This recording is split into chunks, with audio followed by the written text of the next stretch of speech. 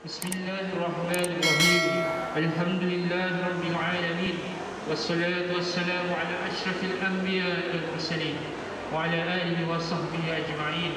Qala rabbi shrah li sadri wa yassir li amri wahlul 'uqdatam min lisani yafqahu qawli.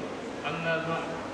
Yang berusaha Puan Pengetua SMK Taman Molek Dr. Hajah Muhazian binti Madno, yang berbahagia Al-Fadil Ustaz penceramah jemputan kita pada hari ini, Ustaz Syarul Hisham bin Zulkifli Al-Hafiz, yang dihormati Dolong Kanan 1 Encik Fakri bin Sulai, Dolong Kanan Co-Curriculum Encik Ahmad Raza bin Sa'ari, Dolong Kanan Petang Puan Ezra Hajar binti Samen, guru-guru kanan mata pelajaran sains serta kemanusiaan, Puan Haji Adhar bin Maharib, guru kanan teknik vokasional, Puan Suraya binti Abdul Rahim, guru-guru serta pelajar-pelajar SMK Taman Molek.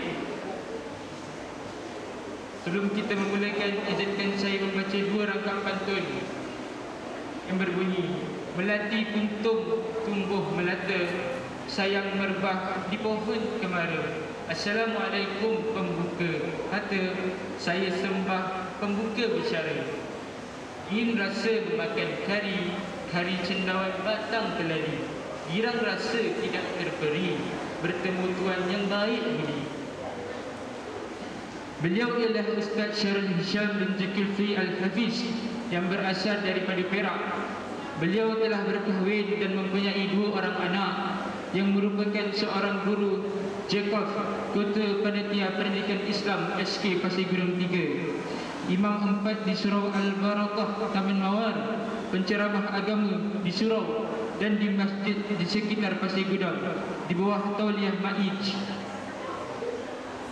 Secara khusus dengan tarikat tasawuf di bawah pimpinan Syekh Abdullah Al-Majzub. Antara sejarah pendidikan beliau ialah pernah mengaji di Ma'had Tahfiz Al-Quran wal Qira'at Ad-Din Perak, Institusi Pendidikan Tahfiz Al-Balaghul Mubin Kelantan, Pusat Pengajian Pondok, Ma'had Pengajian Islam Kelantan, Universiti Al-Azhar, Guru Tauliah Agama Negeri Perak dan Negeri Johor. Hadirin sekalian, peristiwa nuzul Al-Quran merupakan peristiwa turunnya ayat Al-Quran yang pertama kepada Nabi Muhammad SAW secara berperingkat menjadi sebuah Al-Quran yang lengkap. Peristiwa nuzul Al-Quran berlaku pada malam Jumaat, iaitu pada 17 Ramadan tahun ke-41, ketika baginda sedang beribadat di Gua Hira. Untuk makluman hadirin sekalian, program kita hari ini dapat ditonton melalui FB Live SMK Taman Molek. Baiklah, bagi meneruskan bicara Ramadan pada kali ini, saya mempersilakan Ustaz untuk menghuraikan dengan lebih terperinci tentang nuzul Al-Quran. Faltafaddal mashkura ya Ustaz.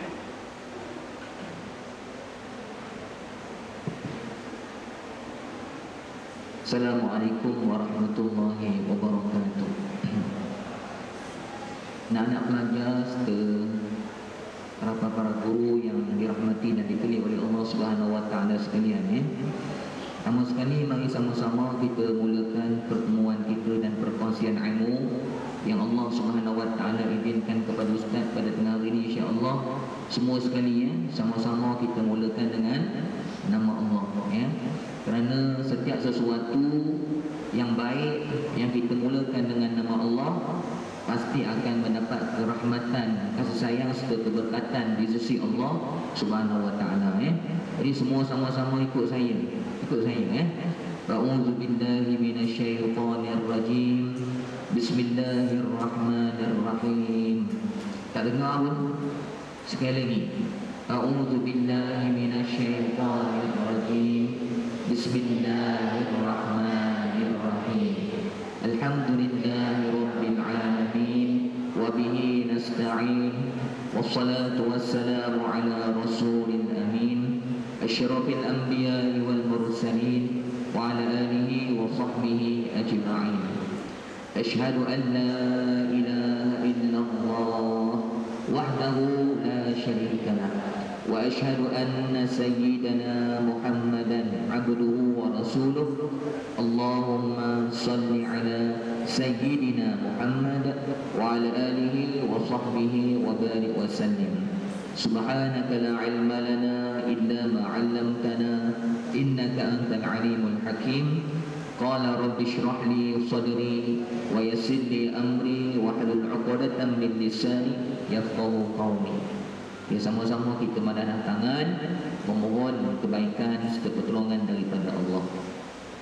Ya Allah, ya Tuhan kami, tambahkan kepada kami ilmu yang memberi manfaat kepada hati kami, kepada kehidupan kami, dunia dan akhirat kami, serta rezekikan kepada kami kepahaman yang luas tentang agama-Mu. Ya Allah, ya Tuhan kami, jadikan kami di kalangan hamba-hamba-Mu yang beramal dengan ilmu yang kami pelajari. Ya Allah, ya Tuhan kami, jadikan kami di kalangan hamba-hamba-Mu yang sentiasa diikhlaskan hati kami. Menuntut ilmu dan menyampaikan ilmu adalah semata-mata mencari keredaan-Mu.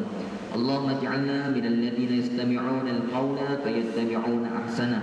Allahumma faqihna fid din wa 'allimna at-ta'wil wahdina shiratal mustaqim bi rahmatika ya arhamar rahimin. Na'udzu billahi min shururi anfusina wa min sayyiati a'malina.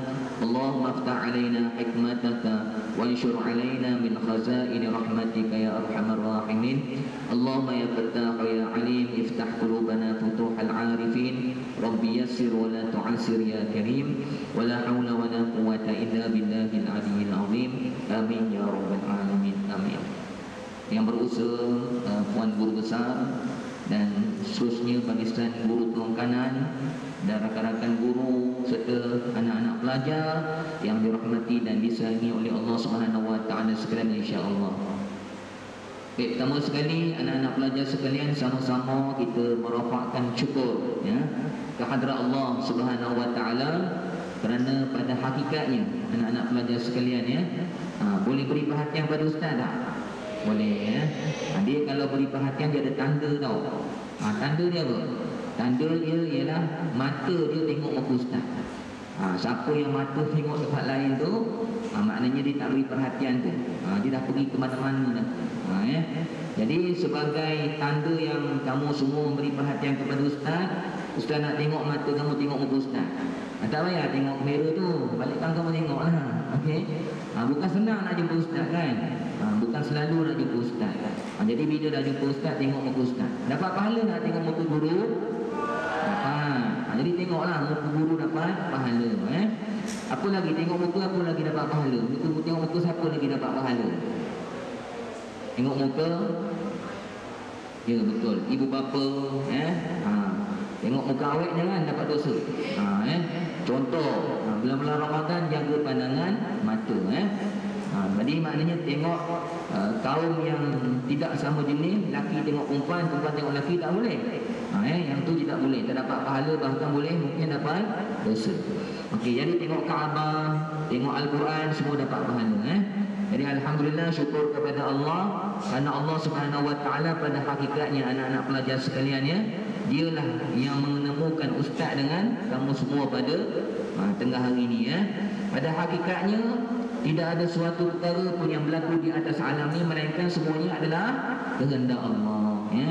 Dan ustaz juga mengucapkan jutaan ribuan terima kasih ya, khasnya kepada Al-Fadhil Ustaz Adha ya, sahabat ustaz yang memberikan peluang kepada ustaz untuk bersama-sama kamu pada tengah hari ini ya. InsyaAllah sama-sama kita semua niat yang ikhlas kerana Allah. Ustaz ni datang daripada jauh jugalah ya.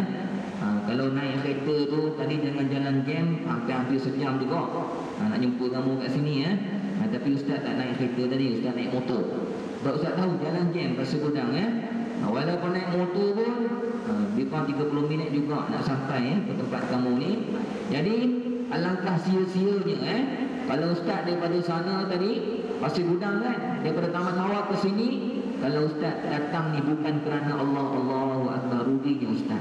Jadi ustaz nak ustaz pun insya-Allah sama-sama hadir sini kerana Allah untuk menambahkan lagi nilai puasa ustaz. Dan ustaz harap kamu semua pun duduk pada tengah hari ini, duduk dalam majlis ilmu ni adalah kerana Allah Subhanahu wa taala juga Apa maksud kerana Allah? Kita duduk ni kerana nak dengar peringatan, nasihat ataupun nak menimba ilmu. Menimba ilmu ni ibadah ke tidak? Ibadah kan? Tapi ibadah tidak akan jadi ibadah kalau kita tidak niat kerana Allah Subhanahu Wa Taala. Jadi alhamdulillahirabbil alamin. Baik, jadi tengah hari ni insya-Allah Ustaz akan usaha untuk kongsikan kepada kamu tentang tajuk khas yakni tentang penurunan Al-Quran. Tuan-tuan anak-anak pelajar sekalian Baik, anak-anak pelajar yang dirahmati oleh Allah Subhanahu Wa Taala sekalian. Al-Quran, kan kita biasa sebut Al-Quran, Al-Quran, Al-Quran. Al-Quran itu sebenarnya maksudnya apa? Kan yang kita sebut Al-Quran. Al-Quran ni bahasa Arab kan? Melayunya maksudnya apa Al-Quran? Pernah tahu tak Al-Quran itu sendiri maksudnya apa? Okey, Al-Quran itu dia adalah perkataan yang diambil daripada asal perkataannya Qur'un. Qur'un dia bukan asalnya Al-Quran.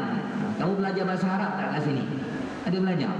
Jadi kalau belajar bahasa Arab kita akan tahu bahasa Arab ni dia bukannya terus kadang-kadang ada setengah perkataan dia bukan terus macam tu perkataan dia ada asal dia. Macam Ramadan. Awak tahu asal perkataan Ramadan apa dia? Ramadan berasal daripada kata ramak. Ramak Ramadan. Kemudian ditasrifkan dia baru jadi Ramadan. Kamu tahu apa maksud Ramadan? Ramadan tu maksudnya adalah kepanasan. Apa maksud kepanasan tu? Ulama menyebut bulan Ramadan adalah bulan yang Allah Subhanahu Wa Taala akan membakar sekalian dosa-dosa itu. Jadi maksud panas tu maknanya panas membakar orang-orang yang puasa pada bulan Ramadan, insya-Allah sekalian dosa-dosanya semuanya akan terbakar dan menjadikan dia orang-orang yang kembali kepada Allah dalam keadaan benar-benar suci, bersih, berampun daripada sekalian dosa. Itulah tujuannya kita puasa bulan Ramadan. Baik, Al-Quran tu maksudnya apa pula? Ramadan adalah kepanasan, maksudnya membakar sekalian dosa maksiat kita. Kalau Al-Quran maksudnya apa? Al-Quran itu perkataan asalnya Qur'un. Qur'un tu apa? Qur'un tu adalah himpunan anak-anak pelajar sekalian. Kenapa Al-Quran itu dipanggil himpunan? Kerana dalam Al-Quran itu untuk pengetahuan kamu semua dalam Al-Quran dihimpunkan oleh Allah kisah-kisah orang-orang zaman terdahulu. Apa contoh kisah-kisah yang dalam Al-Quran yang Allah masukkan? Cerita zaman dulu, apa contohnya? Cerita apa? Cerita pasal Fir'aun, cerita pasal kaum Nabi Lut, cerita pasal Nabi Ibrahim. Okey, Nabi SAW kan, Nabi ni hidup tak zaman Fir'aun? Tak hidup kan, Nabi mana tahu. Habis itu macam mana hari ni kita tahu zaman dulu ada Fir'aun, ada Nabi Musa, ada Nabi Ibrahim yang nak sembelih anak dia kan. Nabi Ibrahim nak sembelih siapa? Nabi apa? Nabi Ismail alaihissalam. Macam mana Nabi tahu? Siapa yang bagi tahu Nabi? Allah yang bagi tahu Nabi melalui wahyu Al-Quran. Sebab tu Al-Quran itu adalah kisah-kisah yang terhimpun untuk pengetahuan kamu semua. Dalam Al-Quran itu 70% daripada setebal-tebal Al-Quran. Saya nak tanya awak Al-Quran ada berapa surah semua? Berapa surah? Dah besar kan ni? Berapa surah dalam Al-Quran? Takkan tak tahu kan? Jadi maknanya Al-Quran ni ada surahnya ada 114. Ingat semua. Kita ni dah lama pegang Al-Quran tapi surahnya tak tahu. Surah dalam Al-Quran dari surah Al-Baqarah sampai surah An-Nas ada berapa surah? 114. Jangan ingat nombor telefon je. Apa nama tu? Surah dalam Al-Quran kita tak ingat ada berapa. Ada berapa sekali, ulang sekali lagi? 114. Itu senang lagi.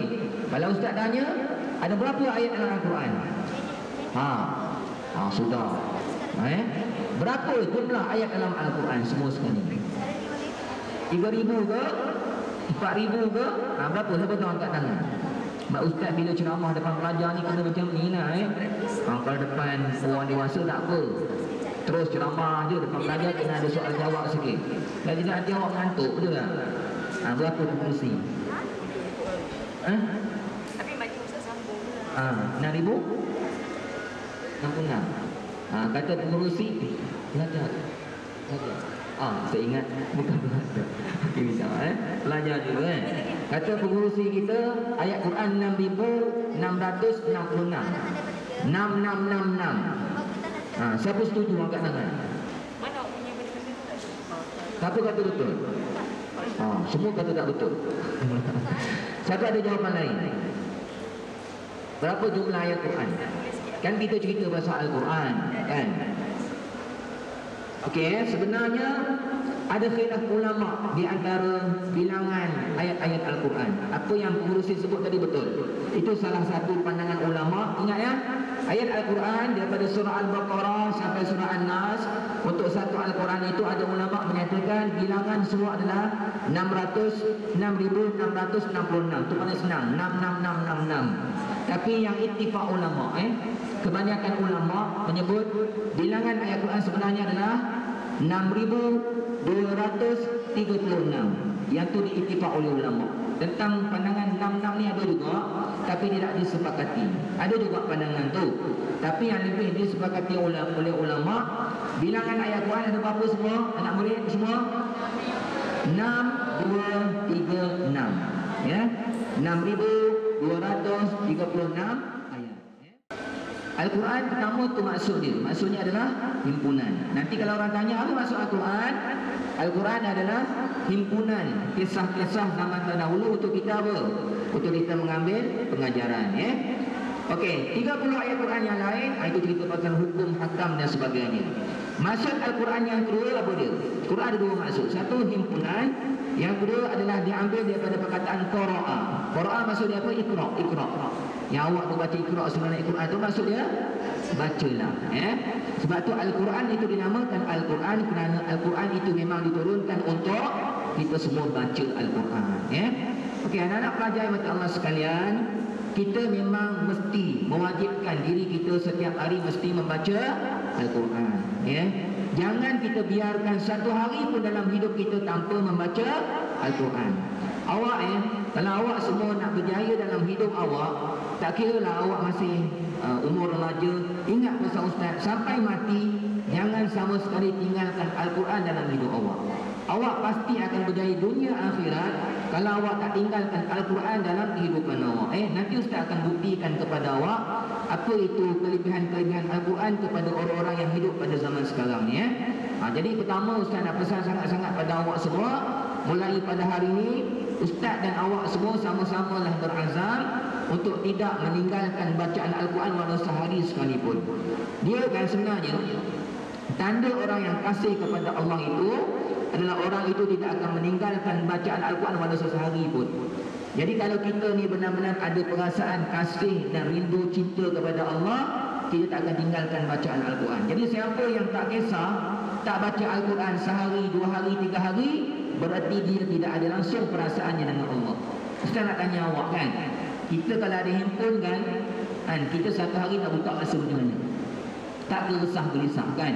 Nak tengok siapa like gambar kita lah, nak tengok siapa komen TikTok kita lah. Betul tak Ustaz Azhar?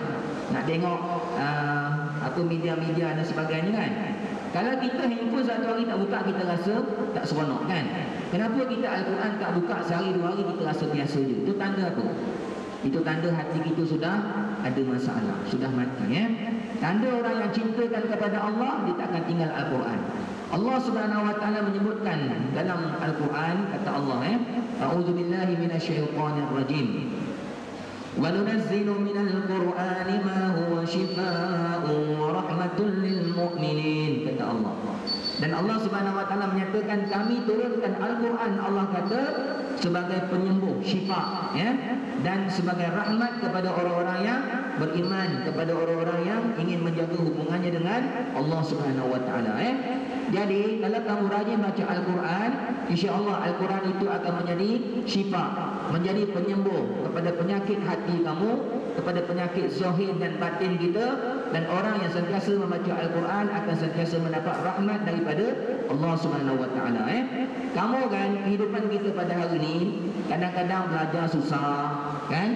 Kadang-kadang belajar tak faham, kadang-kadang perangai payah nak ubah, nasihat guru bapa payah nak dengar, kadang-kadang, betul tak? Kadang-kadang jadi macam tu, suka usik orang, malas buat kerja rumah, Itu semua penyakit-penyakit hati kamu. Semua perkara itu kamu boleh ubat dengan kamu selalu membaca Al-Quran. Orang yang rajin baca Al-Quran, insya-Allah dari segi kualiti pelajaran dia akan meningkat. Dari segi kefahaman kamu kepada ilmu-ilmu yang kamu pelajari akan semakin hebat, semakin diberikan kepadanya oleh Allah Subhanahu Wa Taala. Jadi kalau kamu merasa, ustaz, saya ini nak jadi baik, tapi susah nak jadi baik, ustaz. Ustaz, saya belajar dalam kelas susah nak faham. Apa ubat yang paling terbaik? Ubat yang paling terbaik apa dia? Baca Al-Quran. Dengar cakap ustaz, baca Al-Quran. InsyaAllah, boleh tak mulai pada hari ini, ustaz pesan dekat awak semua, satu hari jangan tinggal baca Al-Quran 5 muka. Boleh azam. Ni, tengah hari ni azam. Tak guna kita sambut nuzul Al-Quran kalau habis daripada ceramah ni kita tak baca Al-Quran. Tak guna, betul atau tidak? Apa guna awak belajar tentang bab solat tapi awak tak solat? Apa faedah? Betul atau tidak? Kita belajar mengenai dengan kelebihan bersedekah tapi awak tak pernah sedekah. Apa yang awak dapat?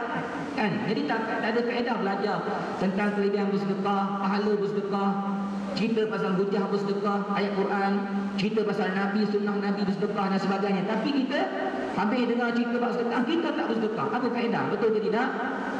Jadi kita tak ada faedah sambutan nuzul Al-Quran kalau kita balik rumah nanti kita tak baca Al-Quran. Siapa tak baca Al-Quran, ingat, rugi dalam hidup ni. Siapa tak baca Al-Quran adalah orang-orang yang akan rugi dunia sampai akhirat. Mulai pada hari ini ustaz nak semua sekali kita berazam, insya-Allah tanamkan niat, ya. Niat tu Allah Subhanahu Wa Taala dah tahu, ya. Insya-Allah kita sekarang di dalam majlis yang sangat baik ini, majlis yang dinaungi oleh sekalian malaikat Allah. InsyaAllah kita niat dalam hati kita, berazam, ya Allah, mulai pada hari ini aku tak nak lagi tinggalkan Al-Quran dalam hidup aku. Aku nak baca Al-Quran satu hari 5 muka paling kurang. Allah tahu tak niat hati kita. InsyaAllah malaikat yang ada ni, dengan rahmat Allah yang ada dengan kita pada hari ini, InsyaAllah Allah akan tolong kita untuk kita baca Al-Quran satu hari 5 muka. Boleh tak semua? Kalau awak baca Quran satu hari 5 muka, Ustaz nak sebut dengan awak, 3 bulan setengah, hampir 4 bulan awak akan khatam 30 juzuk. Dia akan khatam kalau awak baca satu hari 5 muka. Okey, Ustaz nak cerita awak kelebihan. Dengar ni. Ustaz nak cerita dengan awak, awak kalau nak berjaya dalam pelajaran, nak berjaya dalam hidup, pesan Ustaz, jangan tinggal Al-Quran sampai awak dewasa. Esok kalau awak dah kahwin, awak nak kehidupan dalam keluarga awak bahagia, isteri awak jadi isteri yang solehah, lambat lagi lah, ya. Ustaz tadi cerita je tu. Awak nak berjaya dalam kerjaya awak, jangan tinggal Al-Quran. Ingat. Sebab apa? Sebab Al-Quran adalah mukjizat. Okey? Untuk pengetahuan kamu semua, dalam banyak-banyak, nanti saya buktikan pada awak kisah, ya, yang berlaku dalam kehidupan Ustaz. Ustaz nak awak tahu bahawasanya Al-Quran ni bukan suatu perkara yang biasa, bukan luar biasa, bahkan sangat-sangat luar biasa. Awak kena tahu perkara itu. Okey, Al-Quran adalah di antara apa? Di antara mukjizat Nabi SAW. Al-Quran sebagai apa? Ulang balik. Al-Quran sebagai apa? Di antara mukjizat. Sebutlah kuat-kuat. Al-Quran sebagai apa? Ada suara. Saya ingat tak ada suara dia ni. Okey, tadi Ustaz dengar cikgu awak kan, kesian cikgu awak, suruh awak sebanyak dan sebagainya. Dengar sini, ingat ni. Kata Nabi SAW, "Man kana yu'minu billahi wal yawmil akhir falyakul khairan aw liyasmut." Ingat hadis ni. Siapa yang beriman kepada Allah dan hari akhirat, bila dia nak bercakap, dia hanya bercakap perkara yang baik sahaja. Tak ada perkara yang baik nak bercakap, diam. Itu sifat orang beriman. Ingat semua. Nabi kata orang yang beriman kepada Allah dan hari akhirat, bila dia nak bercakap, dulu dia falyakul khairan, kalau nak bercakap, cakap benda yang baik. Kalau tak ada, buat apa? Siap. Ingat tu. Awak pegang konsep tu. Kalau awak tanya Ustaz, Ustaz kenapa tak boleh cakap banyak? Pertama Ustaz nak sebut dengan awak, lagi banyak awak bercakap benda yang bukan ada kaedah, yang sia-sia, yang bersembang benda-benda yang kosong dan sebagainya, lagi banyak ucapan mulut awak yang keluar daripada mulut awak, ingat, lagi lama awak berdiri di padang mahsyar. Itu disebut oleh Syekh Abdul Qadir Mandiri dengan kata penawar bagi hati. Kalau awak nak lama diri di padang mahsyar, cakap banyak-banyak. Nak diri lama. Sebab apa? Sebab setiap daripada percakapan awak ni akan dihisap di hadapan Tuhan, tau. Jangan awak ingat awak cakap ni Allah tak hisap. Semua perkataan awak ni Allah akan hisap. Kalau yang keluar ni perkara yang tak ada faedah, bukan Quran, bukan zikir, bukan nasihat yang baik, sembang pasal benda yang tak ada faedah, khasnya dalam rumah Allah, dalam surau ni kan cakap hal dunia. Apa hukum cakap hal dunia dalam surau? Haram. Betul, haram. Sebab rumah Allah penuh hormat, rumah Tuhan. Tak boleh cakap perkara yang selain daripada tentang agama. Yang kat belakang dengar tak saya ingat. Belakang dengar? Okey. Jadi jangan cakap perkara yang bukan-bukan, khasnya lebih-lebih lagi rumah Allah. Sebab kalau kita bercakap perkara yang tak ada faedah, lama dihitung di hadapan Tuhan. Sebab setiap perkataan kita akan ditanya oleh Allah di akhirat kelak. Boleh ingat pasal ustaz? Depan ni kalau nak bercakap, cakap apa? Yang baik sahaja. Tak ada apa-apa, diam semua. Diam. Dan satu lagi ustaz nak pesan dengan awak. Kalau awak nak ilmu yang awak pelajari ni berkat tau. Apa bukti tanda ilmu berkat? Ilmu ni kalau diberkati oleh Allah, awak dapat amalkan dan awak ingat apa yang awak belajar. Kalau awak nak ilmu awak berkat, belajar untuk sangat-sangat menghormati guru. Ingat tu pesan ustaz. Faham tak semua? Duduk elok, jangan pergi gerunjuk. Duduk elok. Okey, tegak badan. Tengok muka ustaz.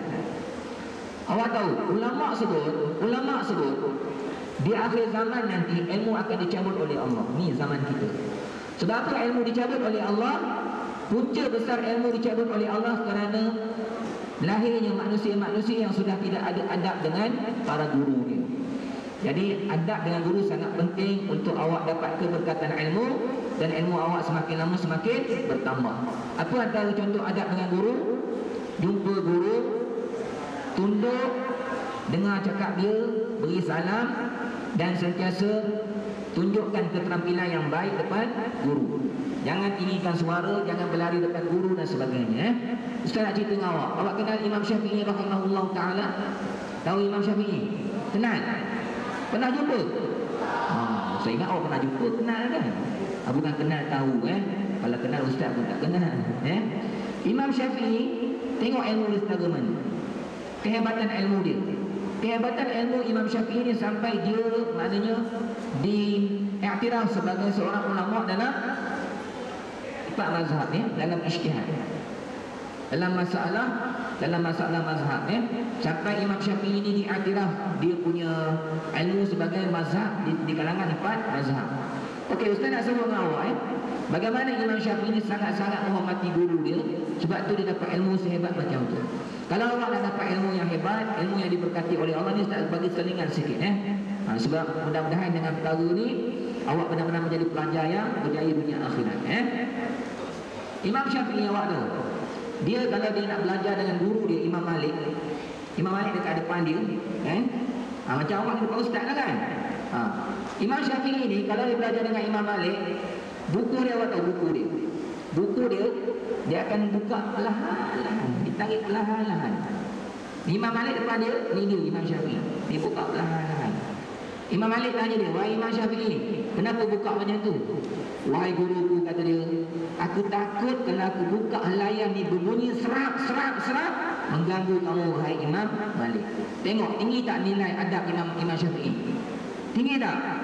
Imam Syafi'i ni nak bagi bunyi muka surat pun tak ada. Kita kan kita je. Cikgu dekat depan awak ungak-ungak di sini. Contohlah kan, bukan kat sini.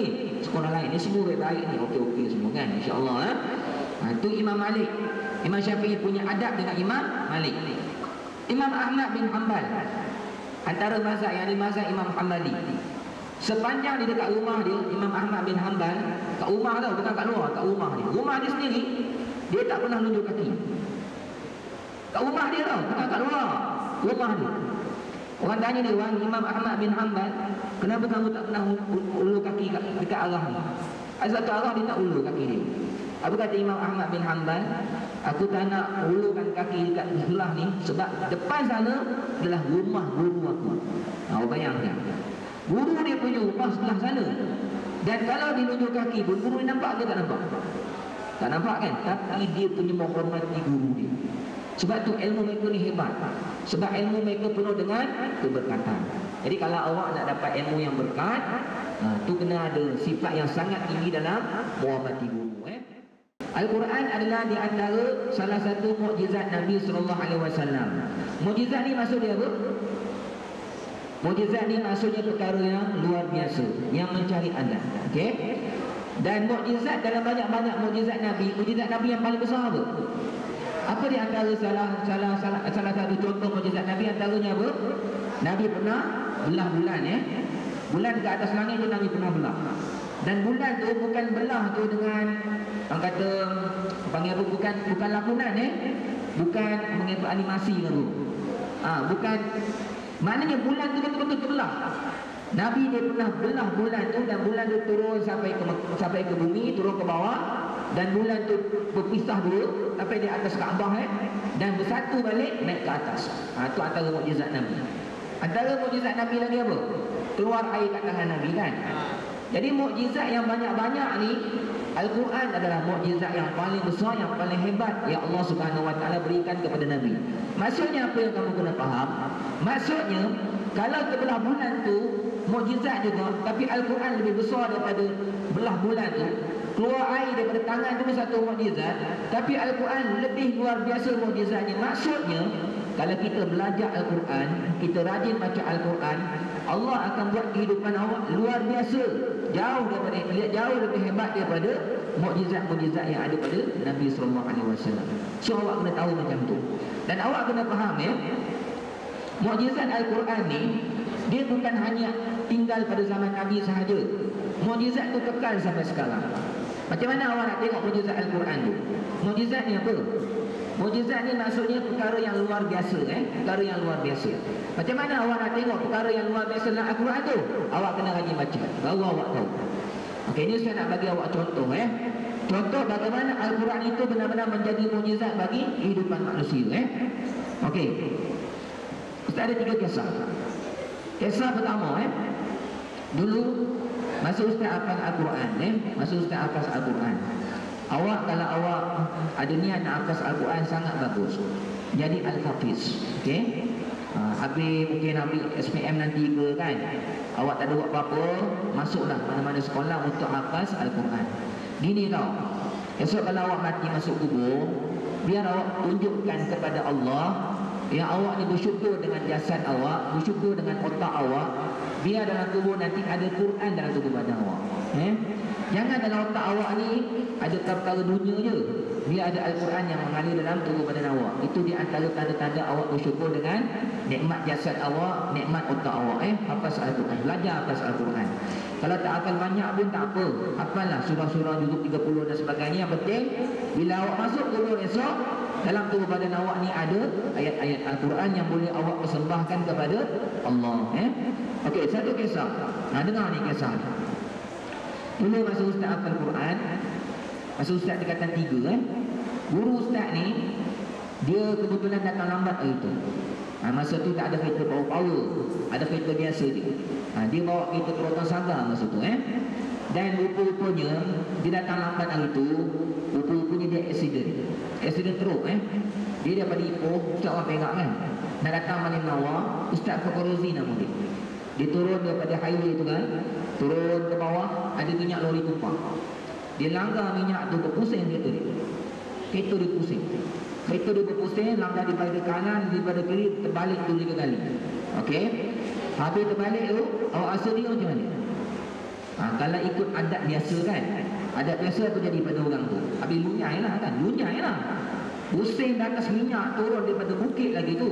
Pusing atas minyak, terbalik kereta 2-3 kali. Tapi ini kuasa Allah. Orang yang hafaz Al-Quran, kadang-kadang Allah nak tunjuk mukjizat Al-Quran. Dia keluar daripada kereta tu, apa pun tak ada. Elok je dia, sihat je. Tak ada luka, apa pun tak ada. Subhanallah. Subhanallah. Bila kita dengar kisah-kisah yang luar biasa, kita kena sebut Subhanallah. Dan orang yang hafal Quran memanglah, kalau masuk kubur, jasad dia pun takkan dimakan ulat, takkan dimakan oleh tanah. Allah jaga jasad Itu Ustaz nak tunjuk mukjizat Al-Quran. Perkara luar biasa tak tu? Luar biasa lah. Okey, tapi maknanya perkara yang luar biasa yang kita rasa taklah terlalu luar biasa sangat, tapi agak luar biasa jugalah. Ya Allah Subhanahu Wa Taala tunjukkan kepada kita. Kisah yang kedua. Masa Ustaz dekat SK Taman Megah dia, okey. ada 4 orang pelajar. Ini untuk awak ini untuk awak.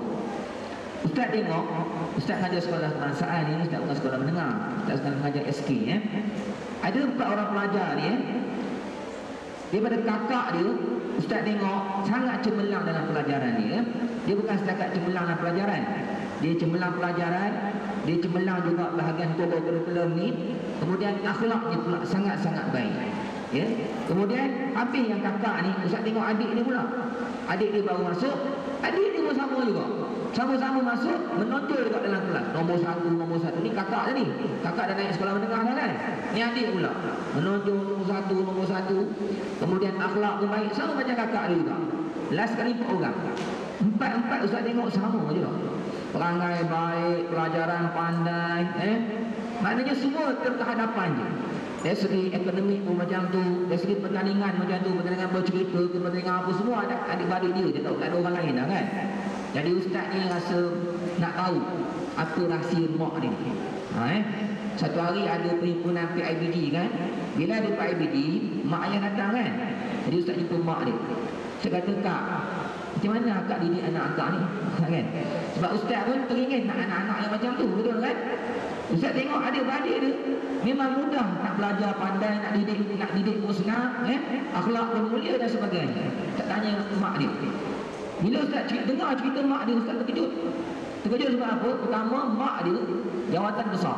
Dia kata, "Ustaz, saya ni kerja besar." Mak dia gaji 11-12 ribu lah, kerja kilang. "Saya ni tak jumpa anak-anak saya," dia kata. Mak dia cerita dengan ustaz. Mak dia kata malam-malam baru balik jumpa anak-anak ni. Kadang-kadang anak dia dah tidur. Kemudian yang kedua, saya nak cerita dengan awak, ayah ni tak ada. Ayah tidur jauh. Jadi anak-anak ni duduk dengan bibi dia. Tapi apa rahsia? Saya kata, "Akak, macam mana anak akak ni baik semua, lemah lembut jadi perempuan, 4 perempuan anak-anak dia." Kemudian saya kata tak ada, "Akak ada bagi anak-anak tuition ke?" Dia kata, "Tak ada, Ustaz. Saya tak suka," dia kata, "streskan anak-anak," dia kata.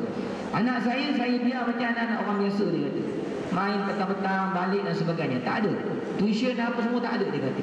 Habis itu saya kata, macam mana anak akak ni terkehadapan semua sekali, perangai baik, pelajaran pun bagus dan sebagainya. Dia kata apa tu? Ni yang mengejutkan kita ni. Dia kata gini, dia kata, "Ustaz, dia kata, saya tak ada rahsia apa-apa. Anak saya berjaya," dia kata. Dia kata, "Anak saya berjaya," dia kata, "kerana apa yang saya ingat saya buat," dia kata, "setiap kali," ni rahsia "setiap kali dia mengandung," ni rahsia dia. Dia tak buat apa-apa pada anak-anak ni, anak-anak macam biasa. Bahkan dia jarang-jarang jumpa anak-anak ni. Dia kata setiap kali dia mengandung, dia akan pastikan dia akan baca 30 juzuk Al-Quran. Start mengandung sampai lahir anak tu, dia akan pastikan khatam satu Al-Quran dibaca kepada anak yang sedang mengandung. Dia kata anak-anak saya Ustaz semua macam tu. Nombor 1, nombor 2, nombor 3. Cuma nombor 4 saya terhilang sikit Ustaz. Saya kata kenapa? Dia kata anak nombor 4 dia kata dia baru nak baca Quran untuk buat khatam juga untuk anak nombor 4. Dia diuji oleh Allah sakit. Sakit apa Ustaz tak ingat, sakit dalam perut lah. Tapi tengah mengandung. Jadi dia agak orang kata apa, terhenti bacaan dia. Dan kemudian dia kata alhamdulillah Ustaz, dia kata akhir sekali itu dapat juga dia baca Al-Quran tu sampai habis, khatam juga anak yang nombor 4 tu Al-Quran. Jadi dia kata Ustaz, saya tak ada apa-apa rahsia, dia kata. Itulah rahsia dia. Saya kata apa? Subhanallah. Dia kata itulah rahsia anak-anak agak hebat. Sebab apa? Anak di dalam perut membesar dengan mak dia yang membaca Al-Quran 30 juzuk. Jadi anak tu benih dia tumbuh daripada benih Al-Quran. Jadi kita semua sekarang ni kan, mungkinlah kan ustaz tu sama. Mungkin masa kita kecil-kecil kan, mungkin mak kita mungkin tak sempat nak baca Al-Quran untuk kita sepanjang 30 juzuk dalam mengandung itu kan. Tapi tak apa, kita dah besar ni, kita baca Al-Quran untuk diri kita. Kisah yang ketiga, Ustaz nak tunjuk kepada awak yang bahawasanya Al-Quran itu sangat-sangat membantu diri awak semua, khasnya sebagai seorang pelajar, untuk meningkatkan kecemerlangan awak dalam pelajaran, meningkatkan akhlak awak dunia sampai akhirat. Okey, perkara yang ketiga. Ini berlaku di surau Ustaz Surau Ustaz di Taman Mawar. Ada seorang Bilal ni Ustaz satu hari bila bulan Ramadan macam ni, Ustaz tengok dalam tadarus Al-Quran di surau, di masjid, ada seorang budak darjah 3. Dia baca Quran cukup lancar, cukup bagus. Darjah 3 Kemudian Ustaz tanya anak siapa ni? Jadi Bilal dia kata anak saya Ustaz. Lepas tu dia cerita dengan saya, Ustaz dia kata anak saya ni punca saya buat dia hebat boleh baca Al-Quran macam ni, lancar, boleh tadarus Al-Quran dengan orang tua. Dia kata puncanya sebabnya Bilal dia cerita dengan Ustaz macam mana. Dia kata Ustaz anak saya darjah 1 dia kata periksa merah semua dia kata. Anak dia dia satu ni cikgu asyik telefon je, ancik anak cik ni gini gitu dan sebagainya lah. Sebab tak boleh nak bawa pelajaran. Darjah 2 pun sama macam tu juga.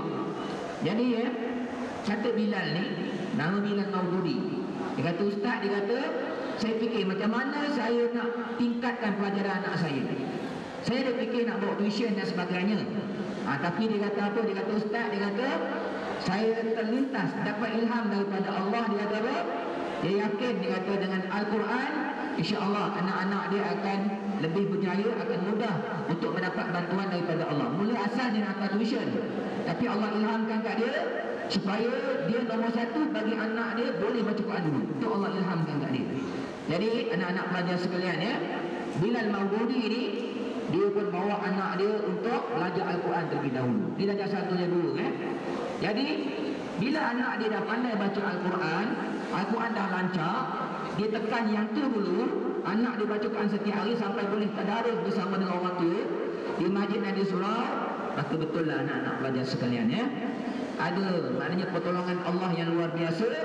Bila anak dia mula belajar balik, selama dia pandai baca Al-Quran, ada peningkatan yang sangat banyak dalam pelajaran dia, sehinggalah daripada dia dapat merah, akhirnya dia punya keputusan menjadi baik sampai sekarang terus cemerlang. Ini adalah kelebihan orang-orang yang maknanya membaca Al-Quran dalam kehidupan ini. Jadi anak-anak pelajar sekalian, Ustaz pesan awak jangan tinggalkan Al-Quran. InsyaAllah Allah Subhanahu Wa Taala akan jadikan luar biasa dalam kehidupan awak. Awak ingat tak seorang pelajar, mungkin awak tak tahulah, awak tak ingat juga ni. Belakang tu beri perhatian ke Ustaz, jangan nyimbang. Kalau Ustaz tengok awak menyumbang, dia Ustaz hilang, putus. Jadi tolong beri perhatian. Sebab mata Ustaz ni tengok awak. Kalau Ustaz tunduk tak apa. Okey, nampak, biar nampak ni. Okey. Dulu awak pernah dengar nama Nik Nurmadihah. Nik Nurmadihah ni orang Kelantan. Kan? Pernah dengar nama dia? Mungkin tak pernah dengar lama dah ni. Dia rekod, pecah rekod Malaysia SPM 20A1. Nik Nurmadihah Nik Nurmadihah. Dulu yang paling pecah rekod Amalina tu. Tapi Nik Nurmadihah lagi tinggi, 20A1. Awak bayangkan pelajaran bukan sikit tau, 20. Dia ambil bahagian sains dan dapat A semua sekali. Bila datang wartawan temu dia, tanya dia apa rahsia hebat dia boleh menguasai ilmu sebegitu hebat. Bila wartawan datang temu dia, awak tahu Nik Nurmadihah ni Allah, dia orang yang sangat miskin. Rumah dia tepi pantai. Ayah dia nelayan. Dia bukan orang kaya. Dia tak mampu nak ada perkara-perkara yang hebat-hebat, tak ada laptop semua, tak ada lah. Dia orang miskin Tapi apa kejayaan dia? Apa dia punya rahsia kejayaan dia? Dia kata rahsia kejayaan dia, pertama, dia tak tinggal puasa Isnin Khamis. Itu pertama lah. Jadi Ustaz nak cerita dengan awak, kalau kita ada hubungan yang kuat dengan Allah, Allah Subhanahu Wa Taala akan bantu kita dalam kehidupan kita. Pertama, dia puasa Isnin Khamis. Kedua, Nik Nurmadihah ni dia selalu bangun malam-malam untuk bertahajud, dan dia kata antara dia punya kaedah untuk dia belajar, dia tak akan buka buku dia dia tak akan buka buku dia untuk dia baca, untuk dia ulang kaji pelajaran, melainkan dia akan baca Al-Quran terlebih dahulu. Ini rahsia dia. Maknanya kita kadang-kadang kan, kita nak buat kerja rumah, kita sanggup maknanya habiskan masa dengan kerja rumah, tapi Al-Quran kita tak baca. Bukan salah, sanggup. Tapi kalau boleh, utamakan Quran dulu. InsyaAllah buat kerja rumah akan dimudahkan oleh Allah. Boleh semua. Seperti mana awak takut esok kalau tak siap kerja rumah, takut cikgu marah kan? Awak juga kena takut kepada Allah. Aku kalau tak baca Al-Quran, nanti Allah tak tolong aku macam mana nak buat kerja rumah dengan senang dan mudah. Jadi Nik Nurmadihah ni, sebelum dia nak baca buku, dia akan baca Quran dulu. Bila baca Quran 2-3 muka, baru dia baca buku. maka Allah memudahkan dia untuk dapat ilmu dalam buku tersebut. Baik, yang terakhirlah Ustaz nak kongsi dengan awak pada pagi ni, tengah hari ni. Yang ni Ustaz nak cerita dengan awak macam mana Al-Quran itu diturunkan. Yang tadi itu Ustaz bagi motivasi dia ke awak sebenarnya. Motivasi dekat awak supaya awak ni sentiasa bersemangat untuk jangan tinggalkan Al-Quran dalam kehidupan awak. Okey, anak-anak pelajar sekalian, ini penting. Tolong tengok Ustaz. Tolong beri perhatian ke Ustaz. Perempuan khas ni, perempuan terutama ni. Tengok Ustaz, ini penting Ustaz nak beritahu awak. Ingat ni, ingat Ustaz pesan ni. Pegang betul-betul. Okey, ingat ni. Pertama, siapa yang pegang otak awak sekarang ni? Siapa pegang otak awak? Otak awak siapa pegang? Jawab kau buat. Siapa pegang otak awak? Takkan tak tahu? Allah lah. Siapa yang pegang otak awak sekarang? Siapa yang bagi awak faham? Siapa yang beri ilmu pada awak? Sebut kau buat. Siapa yang akan urus kehidupan awak?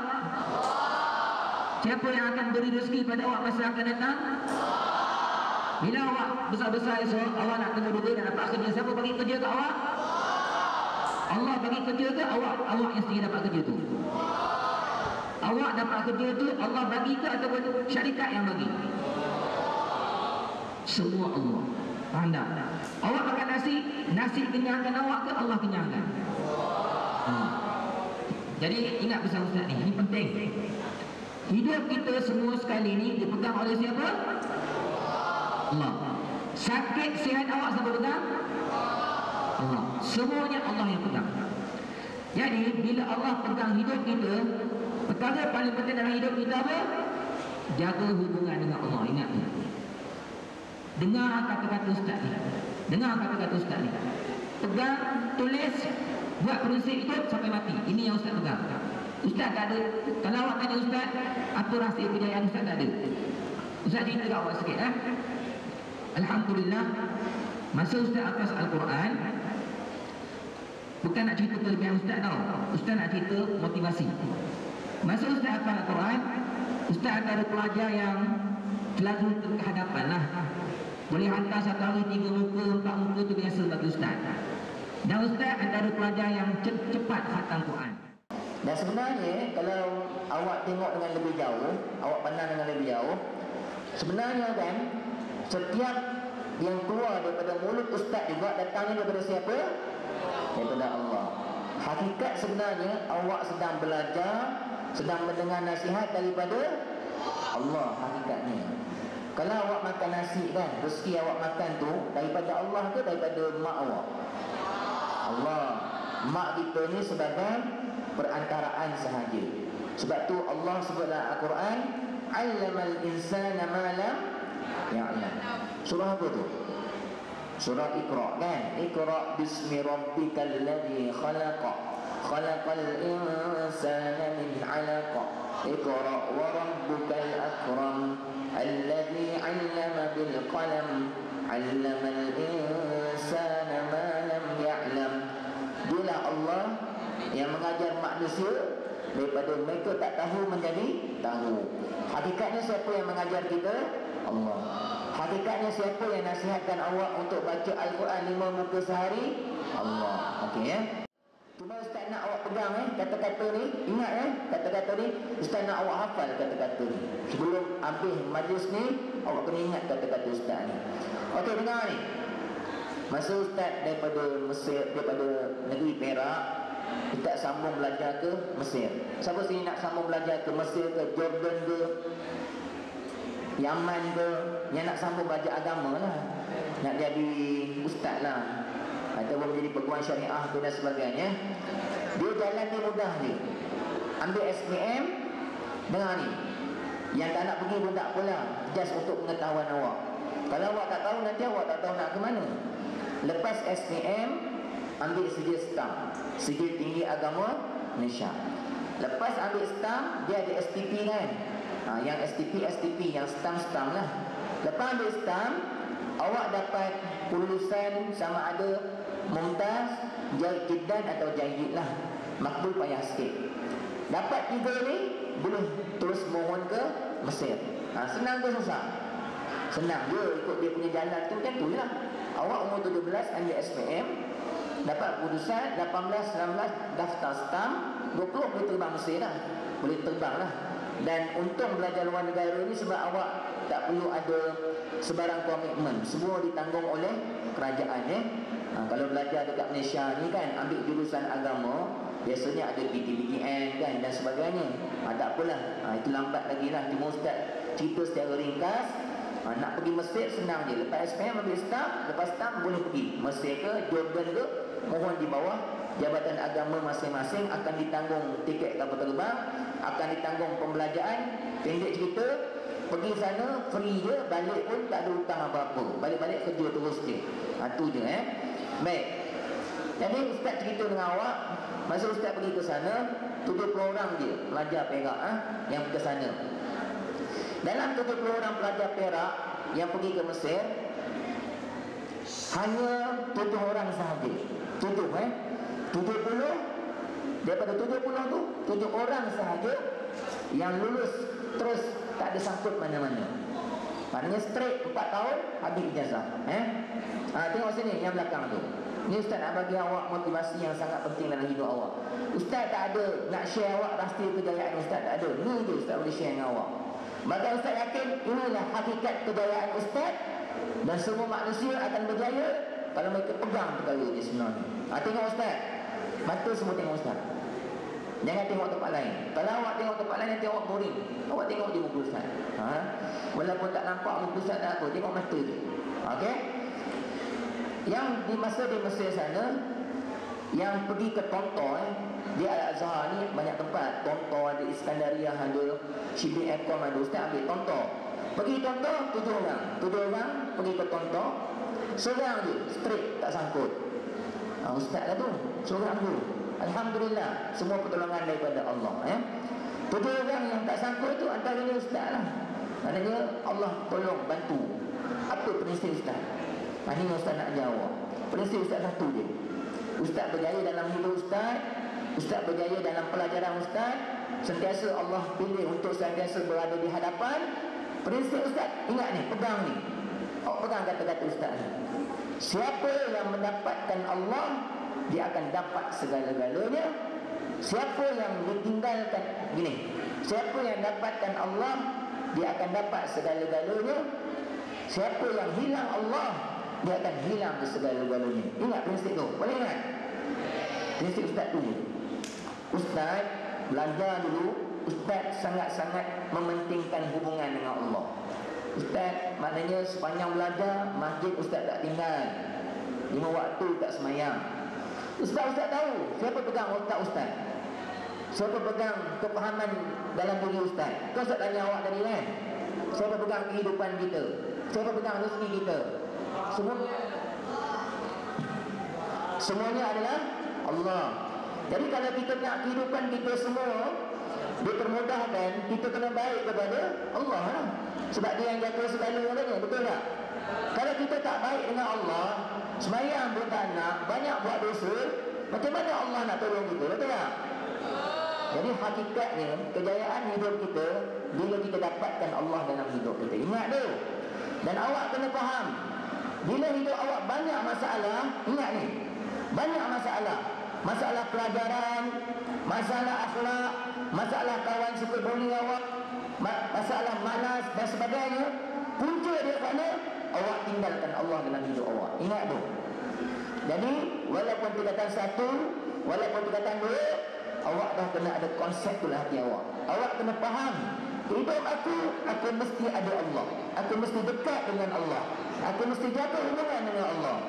Kalau aku baik dengan Allah, hidup aku pasti akan sentiasa dalam bantuan Allah. Yakinlah benda tu. Ustaz yakinlah. Solat 5 waktu jangan tinggal. Awak ni dah cukup umur semua ni.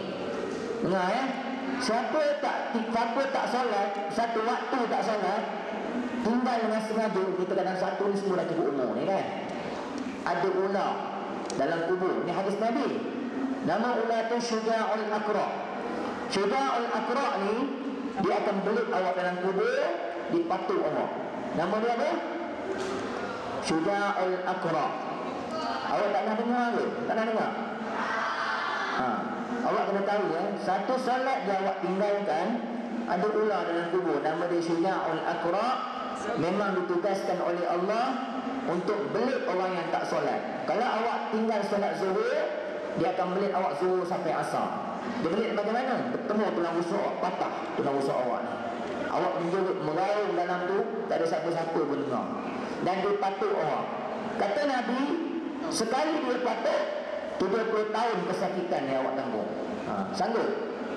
Jangan kerana 5 minit, 10 minit punya solat awak tak nak buat, awak dibelit oleh ular dan dipatuk selama 70 tahun. Apalah sangat 10 minit tu? Betul tak? Berbaloi ke? Awak tinggal 10 minit kena patuk 70 tahun. Berbaloi ke? Tak tanya awak berbaloi ke buat benda macam tu? Sangat tak berbaloi. Dalam neraka, orang yang tak solat 80,000 tahun. Ustaz Azhar itu sebut 80,000 tahun tak solat.